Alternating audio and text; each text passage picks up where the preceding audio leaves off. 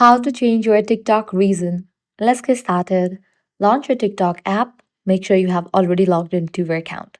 Now, navigate to the profile page. Once you're over here, click on three bars given at the top right corner.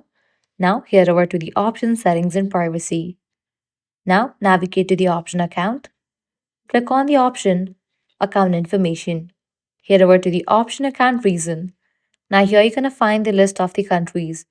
Go ahead and select the country that you want to set for your TikTok. In order to update reason on your TikTok account, what you have to do is you have to fulfill these requirements. You must be in the selected reason for 60 days. You'll need to wait for the data maintenance to be completed in the region you are currently located or intend to change to.